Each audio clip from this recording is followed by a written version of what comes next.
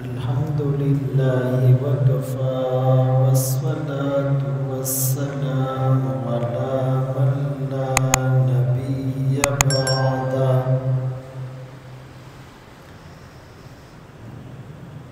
أما بعد فأعوذ بالله من الشيطان الرجيم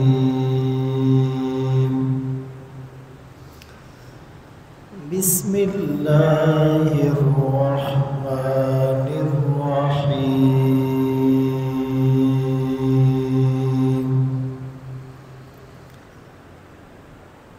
قل أمر ربي بالقسط وقال الله تبارك وتعالى في مقام آخر ولا يجرمنكم شنآن قوم على ألا تعدلوا اعدلوا هو أقرب للتقوى قال النبي صلى الله عليه وسلم الدين النصيحة أو كما قال عليه الصلاة والسلام صدق الله مولانا العظيم وصدق رسوله النبي الأمي الهاشمي المدني الكريم ونحن على ذلك لمن الشاهدين والشاكرين والحمد لله رب العالمين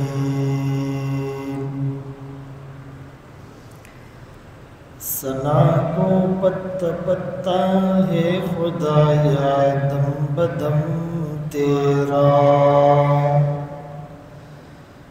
زمین و آسماں تیرے یہ موجود و عدم تیرا جو دنیا میں تیرا کھا کر شکوے کرے یا رب تعجب ہے کہ اس پر بھی ہو لطف و کرم تیرا جو تو میرا تو سب میرا فلک میرا زمین میری اور اگر تو نہیں میرا تو کوئی شے نہیں میری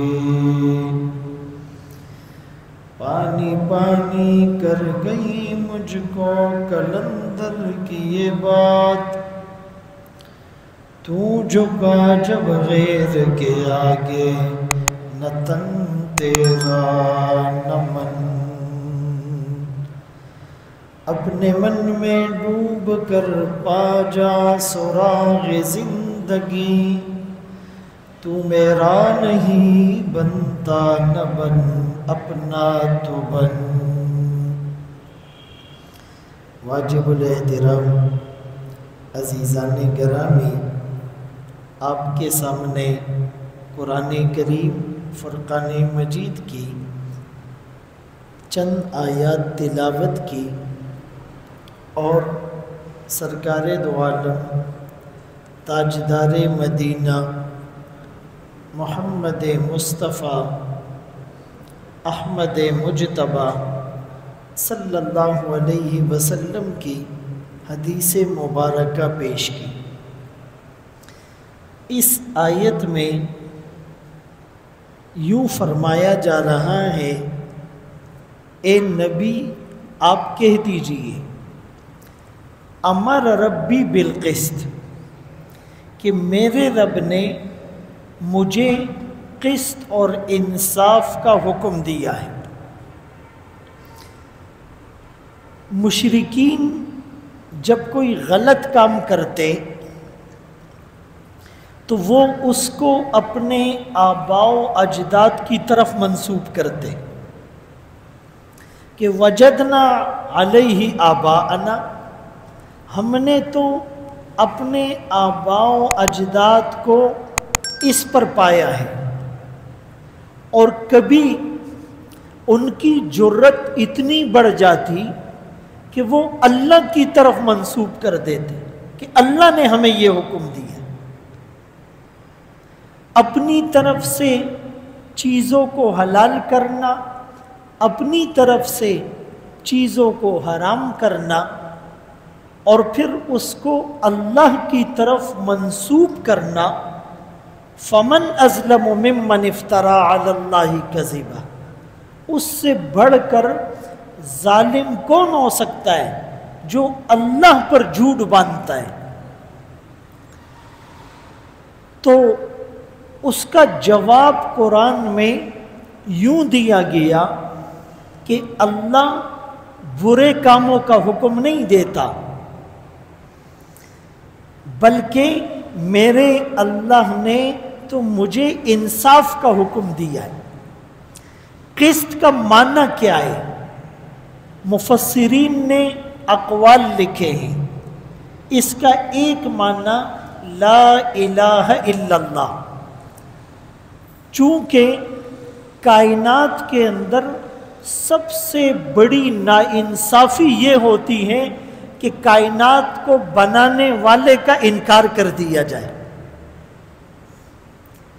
جس نے اس کائنات کو بنایا اور پھر اس کو نعمتوں سے سجایا اور پھر اس انسان کے لیے اس کو خادم بنایا، اسی بنانے والے کا انکار یہ اس کائنات کی سب سے بڑی ناانصافی اور کائنات کا سب سے بڑا انصاف کہ اللہ کے وجود کو مان لینا۔ اسی لیے فرمایا قسط سے مراد کلمہ توحید لا الہ الا اللہ محمد الرسول اللہ صلی اللہ علیہ وسلم۔ جب توحید کی بات آئے گی تو رسالت خود بخود اس میں آ جائے گی، اسی لیے کہ ہم تک اس پیغام کو پہنچانے والے انبیاء کرام ہیں۔ جیسے کوئی تھیسس لکھتا ہے نا تو اس کے شروع میں پریفیس اور مقدمہ، ٹائٹل، فہرست، عنوانات کو ذکر کرتا ہے۔ یہ جو ایگزامینر ہوتا ہے وہ عنوانات سے اور پریفیس اور مقدمے سے یہ جج کر لیتا ہے کہ اندر کانٹینٹ کیسا ہوگا، لکھنے والا کیسا ذہین ہوگا۔ تو اس کائنات کا اور دین اسلام کا جو ٹائٹل ہے وہ ہے توحید، وہ ہے رسالت، وہ ہے عقیدہ آخرت، وہ ہے اہل بیت اطہار اور صحابہ کی محبت۔ اگر یہ ٹائٹل ہی غلط ہوں گے تو اندر جتنے بھی اعمال ہو اس کا فائدہ نہیں۔ اسی لیے قسط سے مراد کلمہ توحید ہے، اور بعض نے لکھا کہ قسط سے مراد شریعت ہے، ہر وہ کام جو شریعت کے موافق ہو اور ہر وہ کام جس میں شرک نہ ہو، اور ایک مطلب اس کا فطرت ہے، فطرت اللہ التی فطر الناس علیہا، دین اسلام فطرت ہے۔ اور حدیث پاک میں رسول اللہ صلی اللہ علیہ وسلم نے فرمایا کل مولود یولد علی الفطرہ، کہ ہر بچہ فطرت پر پیدا ہوتا ہے، پھر اس کے ماں باپ اس کو یہودی بناتے ہیں، نصرانی بناتے ہیں، مجوسی بناتے ہیں، مشرک بناتے ہیں، یا وہ کسی دوسری طرف چلا جاتا ہے۔ فطرت جو ہے وہ دین اسلام ہے۔ جیسے مچھلی کی فطرت پانی پر تیرنا، پرندے کی فطرت ہوا میں اڑنا، سانپ اور حشرات الارض کی فطرت زمین پر رینگنا، چوپایوں کی فطرت 4 ٹانگوں سے چلنا، انسانوں کی فطرت 2 ٹانگوں پر چلنا، اور آرٹیفیشل میں ٹرین کی فطرت ٹریک پہ چلنا، بس کی فطرت موٹر وے پہ چلنا، شپ اور بحری جہاز کی فطرت سمندر میں چلنا، ہوائی جہاز کی فطرت ہوا میں اڑنا، شیر کی فطرت گوشت کھانا، بکری اور گائے وغیرہ کی فطرت گھاس وغیرہ کھانا۔ بالکل اسی طرح یہ جو بچہ پیدا ہوتا ہے وہ فطرت پر پیدا ہوتا ہے، اور فطرت دین اسلام ہے۔ کہ جب ماچس کی ڈبیاں ہیں کسی نے بنائی ہوگی، انسان ہے پہلا انسان کسی نے تخلیق کیا ہوگا، دنیا ہے کسی نے ڈیزائن کی ہوگی، نظام چل رہا ہے ایکسیڈنٹلی نہیں چل رہا۔ بعض لوگ کہتے ہیں کہ ایک دھماکہ ہوا، بلیک ہول اور اس طرح کے کانسیپٹ ہیں اور دنیا وجود میں آ گئی۔ بھائی دھماکے سے چیزیں پلین نہیں ہوتی، ڈیزائن نہیں ہوتی، دھماکے سے تو چیزیں ڈسٹرکٹ ہوتی ہے، تباہ ہوتی ہے، شیرازہ بکھر جاتا ہے۔ یہ جو کائنات سجی ہوئی ہے، یہ زمین اور یہ آسمان، یہ سورج کا نظام، چاند کا نظام، ستاروں کا نظام، سیاروں کا نظام، بارشوں کا نظام، بادلوں کا نظام، گلیشیئر کا نظام، دن اور رات کا نظام، سبزیاں اگنے کا نظام، یہ سارا نظام یہ جو سلیقے سے ہیں یہ ایکسیڈنٹلی نہیں ہو سکتا، کسی نے اس کو پلان کر کے بنایا ہے۔ یدبر الامر، اس آیت میں اس کی طرف اشارہ ہے۔ اللہ نے تدبیر کی، اللہ نے ڈیزائن کیا۔ انسان کو بھی خلقک، صرف پیدا کر کے چھوڑ نہیں دیا، فسواک فعدلک فی ای صورت ما شاء رکبک، بنایا، برابر کیا، ترتیب سے، خوبصورت شکلوں میں، خوبصورت رنگوں میں، خوبصورت ساخت میں، خوبصورت ڈیزائن میں، خوبصورت سانچے میں۔ لقد خلقنا الانسان فی احسن تقویم، اس نے انسان کو بہترین سانچے میں ڈالا۔ تو اللہ نے ہمیں حکم دیا ہے انصاف کا، اور انصاف عبادات میں بھی، معاملات میں بھی۔ آج کا سو کولڈ مسلمان، نام نہاد مسلمان، یہ سمجھتا ہے کہ جی عبادات میں بس انصاف کرو، نمازیں پوری 5 پڑھو، جماعت سے پڑھو، رمضان میں روزے بھی رکھو، سال میں 1 بار زکوٰۃ بھی دو، حج فرض ہونے پر حج بھی کر لو، کبھی کبھار ذکر بھی کر لو، دعا بھی مانگ لو، مسجد کے اندر تو مسلمان رہو، جیسے ہی باہر نکلو پھر تمہاری دکان تمہاری مرضی۔ یا دوسرے الفاظ میں ہم کہتے نہیں ہیں، کر رہے ہوتے ہیں۔ کچھ لوگ کہتے ہیں میرا جسم میری مرضی، آپ کہیں گے الحمدللہ ہم بڑے خوش قسمت ہیں، ہم یوں نہیں کہتے۔ ارے بھائی کہتے نہیں ہیں، کرتے تو ہم بھی وہی ہیں۔ میرا جسم میری مرضی، اسی لیے تو چہرے پر داڑھی نہیں۔ میرا جسم میری مرضی، اسی لیے تو بال انگریزوں والے۔ میرا جسم میری مرضی، اسی لیے لباس تو سنت کے خلاف ہے۔ میرا جسم میری مرضی، اسی لیے تو شراب پیتا ہے، نشہ کرتا ہے، میرا مال میری مرضی، رشوت لیتا ہے، سود کا لین دین کرتا ہے، میرا مال میری مرضی، ملاوٹ کرتا ہے، عیب چھپاتا ہے، مہنگا بیچتا ہے، میری دکان میری مرضی، اس دکان میں شریعت کے مطابق بزنس نہیں ہوتا، میری شادی میری مرضی، اسی لیے اس میں ناچ گانا اور میوزک ہوتا ہے، میرا خاندان میری مرضی، اسی لیے رسومات، بدعات، خرافات کیا کچھ ہم نہیں کرتے۔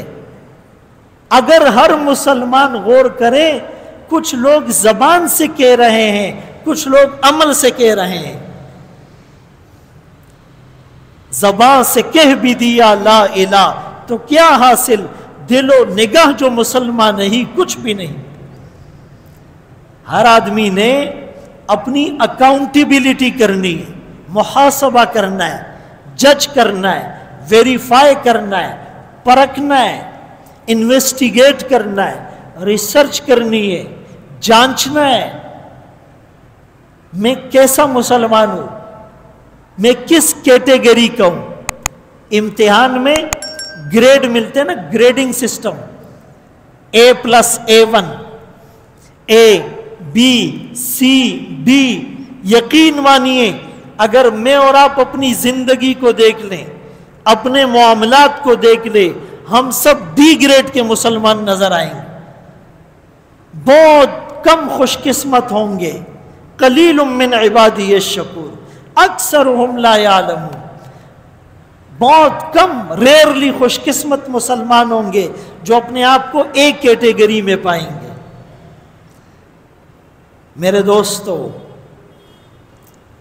قسط، انصاف، عبادات میں بھی، معاملات میں بھی، ان دونوں میں اللہ نے انصاف کا حکم دیا ہے۔ اور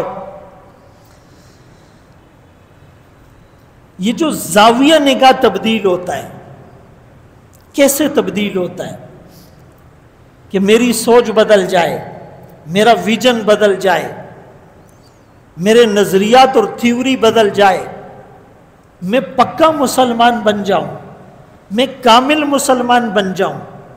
اس کے لیے یا تو آپ کو مطالعہ کرنا ہوگا کہ حقیقی مسلمان کیسے تھے، ان کی زندگی کیسی تھی، ان کا لائف اسٹائل کیسا تھا، ان کے شب و روز اور دن رات کیسے تھے، ان کی شادیاں کیسی تھی، ان کا کاروبار کیسا تھا، پڑوس سے برتاؤ کیسا تھا، معاملات کیسے تھے، معیشت کیسی تھی، معاشرت کیسی تھی، یہ دیکھنا پڑے گا۔ آج ہمارے پاس وقت ہی نہیں، ہم فیس بک میں صحیح چیز ڈھونڈنے جاتے ہیں، غلط چیز سامنے آ جاتی ہے، اور آتی نہیں ہے، ہم لاتے ہیں۔ اس میں ایسا سسٹم ہوتا ہے سینسر کا کہ آپ جو چیز دیکھیں گے، ڈیوائس کو پتہ چلے گا یہ اس چیز کا شوقین ہے، وہ آپ کے سامنے وہی چیزیں جو ہیں وہ ٹاپ پر رکھیں گے۔ ہم اپنے موبائل اور ڈیوائسز میں اگر 1 گھنٹہ خیر کی بات دیکھتے ہیں تو 10 گھنٹے شر کے کام دیکھتے ہیں۔ کتاب پڑھنے کا ہمارے پاس وقت نہیں، اسی لیے اپنے اسلاف کی زندگی کا مطالعہ ہو تو ہمیں پتہ چلے گا مسلمان کیسے تھے، مسلمانوں کا عروج اور زوال۔ اور دوسری چیز جس سے زاویہ نگاہ تبدیل ہوتا ہے وہ صحبت صالح، نیک لوگوں کی صحبت، اللہ والوں کی صحبت۔ یا ایھا الذین آمنو، اے ایمان والو، اتقوا اللہ، اللہ سے ڈرو، وکونوا مع الصادقین، اور سچوں کے ساتھ رہو۔ یہ حکم ہے، امر کا صیغہ ہے۔ اگر تم نے متقی بننا ہے، سچوں کے ساتھ رہنا ہوگا، ان کی زندگی کو اختیار کرنا ہوگا۔ آج ہمارے پاس اس کا وقت بھی نہیں۔ جمعے کا بیان ہر مسجد میں شروع ہوتا ہے، کتنے لوگ شروع میں آتے، کتنے لوگ آخر میں آتے، کتنے لوگ آتے ہی نہیں ہیں، کتنے لوگ دل کے کانوں سے سنتے ہیں اور کتنے لوگ آپس میں گپ شپ لگا رہے ہوتے ہیں۔ فرق کیسے آئے گا؟ تبدیلی کیسے آئے گی؟ اسی لیے دوسری چیز صحبت صالح۔ آپ جمعے کے بیان میں آئیں، غور سے سنیں، آپ درس میں بیٹھے، آپ تعلیم کے حلقے میں بیٹھے، آپ ذکر کے حلقے میں بیٹھے، آپ تبلیغ میں جائیں، آپ خانقاہ میں جائیں، آپ اجتماع میں جائیں، آپ اللہ والوں کی کئی نشست لگی ہوئی ہے، تھوڑا سا وقت وہاں پر گزار لیں، اس سے بھی آپ کی ڈیوائس تبدیل ہوگی اور آپ کی زندگی میں فرق آئے گا۔ اور تیسری چیز جس سے زندگی تبدیل ہوتی ہے، اللہ اکبر کبیرہ، جیسے آپ صحبت صالح اختیار کرتے ہیں، اسی طرح آپ نے اللہ والوں کی سیرت پر عمل بھی کرنا ہے۔ اپنا محاسبہ کرتے تھے وہ رات کو سونے سے پہلے کہ بھائی میرا دن کیسے گزرا، نمازیں پڑھی، تلاوت ہوئی، ذکر کیا، دعا مانگی، دینی کتابوں کا مطالعہ کیا، مریض کی عیادت کی، جنازے کے ساتھ چلے، کسی بےکس اور مفلس اور محتاج اور نادار کی مدد کی، پڑوسی کا حق ادا کیا۔ محاسبہ نفس، اپنی اکاؤنٹیبلٹی، اس سے جو ہے وہ آپ کے اندر تبدیلی آئے گی۔ اگر یہ چیزیں نہیں ہوگی تو پھر فائدہ نہیں ہوگا۔ اسی لیے علماء سے ہمارا تعلق بہت ضروری ہے۔ العلماء ورثۃ الانبیاء۔ بھائی ایک آدمی سفر کر رہا ہے اور ڈرائیور ہے اور پسنجر ہے، مسافر ہے، یا جہاز میں سفر کر رہا ہے، پائلٹ ہے اور مسافر ہے۔ اب اگر ڈرائیور اور مسافر کا کنیکشن ہوگا تو مسافر اپنے آپ کو سیف محفوظ کرے گا، اور اگر ڈرائیور اور مسافر کا تعلق نہیں ہوگا تو مسافر پریشان ہو جائیں گے۔ جہاز نے وائبریشن کی، ٹربلنس ہوئی اور پائلٹ کچھ بتا نہیں رہا ہے تو مسافر کہیں گے پتہ نہیں فیول ختم ہو گیا، موسم خراب ہے، کسی نے حملہ کر دیا۔ لیکن جب جہاز کا پائلٹ بتائے گا کہ بھائی موسم خراب ہے، تھوڑی سی ڈسٹربنس ہے، ٹربلنس ہے، اس کے بعد معاملات ٹھیک ہو جائیں گے، ہم مطمئن ہو جائیں گے۔ تو علماء کی مثال لیڈر کی ہے، وہ آپ کے قائد ہیں۔ العلماء ورثۃ الانبیاء، یہ علماء خود نہیں کہہ رہے، یہ رسول اللہ صلی اللہ علیہ وسلم کا فرمان ہے کہ علماء انبیاء کے وارث ہیں۔ تمہیں اپنا کنیکشن ان کے ساتھ مضبوط رکھنا ہے۔ جس آدمی کا کنیکشن عالم سے مضبوط ہوگا، اس کے عقیدے میں دراڑ نہیں آئے گی، اور اس زمانے میں تو بہت ضروری ہے۔ آج سے 30-40 سال پہلے لوگوں کے پاس معلومات کا ایک ہی سورس تھا کہ وہ عالم سے بات سنتے تھے، اس پر عمل کرتے تھے۔ اب لوگوں کے پاس معلومات لینے کے بہت سے ذرائع ہیں۔ وہ رات کو فیس بک پر، یوٹیوب پر اسکالر کو سنتا ہے، ملحد کو سنتا ہے، کرسچن ان کے سپیکر کو سنتا ہے، ایتھیسٹ کو سنتا ہے، مختلف چیزیں اس کے ذہن میں ہوتی ہیں، صبح آ کر اپنے عالم سے پوچھتا ہے۔ اگر وہ اپنے عالم سے نہیں پوچھے گا، اس کا اپنے عالم سے تعلق مضبوط نہیں ہوگا تو یہ کسی ایک طرف گر جائے گا۔ یہودی سے متاثر ہو جائے گا، عیسائی سے انسپائر ہو جائے گا، ایتھیسٹ کے نرغے میں چلا جائے گا، بے دین ہو جائے گا، آزاد خیال ہو جائے گا، اور یہ ہو رہا ہے۔ اکثر لوگوں کا علماء سے انٹریکشن نہیں ہوتا، زیادہ سے زیادہ جمعہ پڑھنے آتے وہ بھی تب جب عربی خطبہ شروع ہو رہا ہو، چونکہ حضرت صاحب تو عربی دان ہیں، اس کو تو عربی سمجھ میں آتی ہے، اسی لیے عربی خطبے کے وقت آ رہے ہوتے۔ تو میرے محترم دوستو، بھائیو، بزرگوں، رسول اللہ صلی اللہ علیہ وسلم نے اسی لیے فرمایا تھا کہ العلماء ورثۃ الانبیاء، میرے بعد کوئی نبی تو نہیں آئے گا لیکن امت کو بے یار و مددگار نہیں چھوڑا جا رہا، امت کو لاوارث نہیں چھوڑا جا رہا، امت کو اغیار کے ہاتھوں میں کھلونا نہیں بنایا جا رہا، امت کو دشمن کے لیے تر نوالا نہیں بنایا جا رہا، امت کے عقیدے کو محفوظ رکھنے کے لیے قرآن بھی ہیں، حدیث بھی ہیں، اور اس کو سمجھانے کے لیے علماء کو اپنا وارث قرار دیا گیا۔ یہی تو وجہ ہے اربوں ڈالر پھونکنے کے باوجود، 50-60 سالہ محنت کرنے کے باوجود، اپنا نصاب تعلیم اور نظام تعلیم ہمارے اندر رائج کرنے کے باوجود آج بھی وہ اپنے مشن میں کامیاب نہیں ہے۔ لوگ کہتے علماء نے کیا کیا، مولوی نے کیا کیا، یہ ان سے پوچھو جن کی نیندیں حرام ہو گئی ہے، جن کی نیندیں اڑ گئی ہے۔ اتنا پیسہ خرچ کیا، اتنا میڈیا ٹول کو استعمال کیا، اتنے چینل ہم نے بنائے، اتنی کتابیں ہم نے لکھی، اتنا لٹریچر ہم نے لکھا، اتنے تھیسس پر ہم نے کام کیا، اس کے باوجود مسلمان ہیں۔ ورنہ ان کی کوشش تو یہ تھی کہ آج اسلام اور مسلمان کا نام ہی نہیں ہوتا۔ تو یہ ان مدارس کی محنت ہے، علماء کی محنت ہے جو آپ کو ان فتنوں سے بچاتے ہیں۔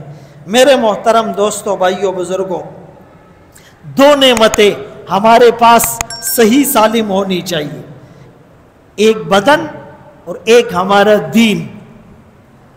کتنی بدقسمتی کی بات ہے، بدن کی ہم سب کو فکر ہوتی ہے، تھوڑا سا سر میں درد ہو فوراً اسٹور چلے جاتے ہیں، پیناڈول لے لیتے ہیں، نمز لے لیتے ہیں، اوپچلیجان لے لیتے ہیں، زیادہ طبیعت خراب ہو کلینک میں چلے جاتے ہیں، اس سے بات نہیں بنتی بڑے ہاسپٹل میں چلے جاتے ہیں، شوگر کا پتہ چل جائے پرہیز شروع کر دیتے ہیں، صبح واک شروع کر دیتے ہیں۔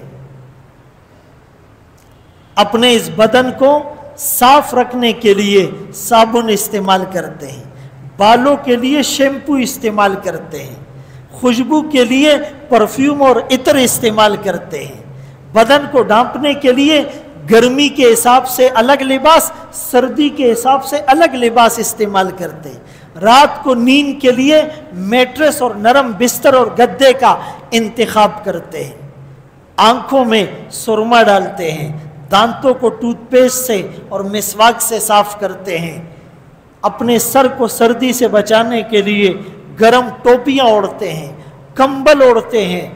کتنی فکر ہے اس بدن کی، لیکن ہمارا دین وہ کس حالت میں ہے، اس کی کوئی فکر نہیں۔ جیسے اپنے بدن کو صحیح سالم رکھنے کی کوشش ہم کرتے ہیں، اپنے دین اور عقیدے کو بچانے کی بھی کوشش کریں۔ اگر ایسا نہیں کریں گے تو پتہ ہی نہیں چلے گا، اور کوئی دائرہ اسلام سے نکل جائے گا، کوئی فاسق بن جائے گا، کوئی مشرک ہو جائے گا، اور پھر جہنم کی آگ میں جلنا پڑے گا۔ میرے محترم دوستو، بھائیو، بزرگوں، اللہ رب العالمین نے ہم پر بہت سے احسانات کیے ہیں، اس میں ایک احسان فلسفہ جزا اور سزا۔ اللہ کو پتہ ہے کہ انسان حریص ہے، بھائی انسان کو اپنے آپ سے بھی زیادہ اللہ جانتے ہیں، چونکہ جب کوئی ڈیوائس بناتا ہے نا تو جو مینوفیکچر ہوتا ہے اس مینوفیکچرر کو پتہ ہوتا ہے کہ بھائی اس کے پروز اینڈ کونس کیا ہے۔ کوئی گاڑی کمپنی بناتی ہے تو اس کمپنی سے زیادہ اس گاڑی کے فنکشن کو کوئی نہیں جانتا۔ اسی طرح ہمیں اللہ نے بنایا، اللہ کو پتہ یہ انسان حریص ہے۔ بچہ ہے نا، بچہ، اس کے ہاتھ میں ٹافی ہے، چاکلیٹ ہے، آپ اس کو بولے یہ دے، وہ نہیں دے گا. آپ اس کو 4 ٹافیاں دوسرے ہاتھ میں کہیں یہ لو اور یہ دو، وہ دے دے گا. ایک بچے کے ہاتھ میں 4 ٹافیاں ہیں، آپ اس کو بولے دے، وہ نہیں دے گا. آپ دوسرے ہاتھ میں کھلونا اس کو دے، یہ دو اور یہ لو اور یہ دو، وہ دے دے گا. ہری سے، بچپن سے. بچہ بھی اور بڑا بھی. لوگ رشوت کیوں لیتے؟ مال کے ہری سے. سود کا لین دین کیوں کرتے؟ مال کے ہری سے. چیزیں مہنگی کیوں بیچتے؟ مال کے ہری سے. اسٹاک کیوں کرتے؟ مال کے ہری سے. چوری کیوں کرتے؟ مال کے ہری سے. ڈاکہ کیوں مارتے؟ مال کے ہری سے. اپنے بھائی کو قتل کیوں کرتے؟ مال کے ہری سے. بیوی اپنے شوہر کو قتل کیوں کرتی ہے؟ مال کی ہری سے. اللہ کو پتا تھا، اسی لیے فلسفہ جزا اور سزا. فرمایا تم یہ کرو گے تو میں تمہیں جنت بھی دوں گا. ان اللہ اشترى من المؤمنین انفسهم واموالهم بان لهم الجنہ. اللہ نے خرید لیا تمہاری جان کو بھی اور مال کو بھی، اور بدلے میں کیا دی؟ جنت. اچھا اتنا کہہ دیتے نا جنت، یہ بھی کافی تھا. لیکن لوگوں کو شاید یقین نہیں آتا جنت کیسی ہوگی. ایک آدمی کسی کو کہے تم یہ کام کر لو تمہیں ڈیفنس میں پلاٹ ملے گا، تو وہ کہے گا بھائی بلاک کون سا ہوگا، کتنے اسکوائر فٹ کا ہوگا، پلاٹ نمبر کیا ہوگا. اسی لیے اللہ نے جنت کی ڈیٹیل بھی رسول اللہ صلی اللہ علیہ وسلم کے واسطے سے اور قرآن میں بتلائی. ایسی جنت ہوگی انہار من ماء غیر آسن، جس میں ایسا پانی ہوگا جو بدبودار نہیں ہوگا. وَأَنْهَارٌ مِّن لَبَنٍ لَمْ يَتَغَيَّرْ طَعْمُهُ، ایسا دودھ ہوگا جس کا ذائقہ خراب نہیں ہوگا، دودھ پھٹے گا نہیں. وَأَنْهَارٌ مِّن خَمْرٍ لَذَّةٍ لِّلشَّارِبِينَ، ایسی شراب ہوگی جس کو پی کر آدمی بہک نہیں جائے گا بلکہ اس کو مزہ آئے گا. وَأَنْهَارٌ مِّنْ عَسَلٍ مُّصَفًّى، ایسا شہد ہوگا جو خالص ہوگا. صرف یہ نہیں، فِيهَا مَا تَشْتَهِيهِ الْأَنفُسُ، جو جی چاہے گا. وَتَلَذُّ الْأَعْيُنُ، جو آنکھوں کو اچھی لگے گی. اُتُوبِهِ مُتَشَابِهًا، پھل دنیا کے پھلوں کی طرح ہوں گے لیکن شیپ الگ ہوگا، سائز الگ ہوگا، ذائقے الگ ہوں گے. اور تم اس کو تصور میں لانا چاہو، لا عین رأت، کسی آنکھ نے دنیا میں وہ نعمتیں دیکھی نہیں. ولا اذن سمعت، کسی کان نے اس کے بارے میں سنا ہی نہیں. ولا خطر علی قلب بشر، کسی کے دل پر گمان بھی نہیں گزرا. وہ نعمتیں اللہ دیں گے. اب ایک آدمی کہے او جی یہ جنت اور جہنم کا ویسے ہی ایک فلسفہ ہے. کچھ ایسے اسکالر ہیں جو ٹی وی پر آ کر کہتے جی جنت اور جہنم ایک فلسفہ ہے، ایک خیالی چیز ہے، ایک تھیوری ہے، پریکٹیکل کچھ نہیں ہوگا. اللہ اکبر کبیرہ. مومن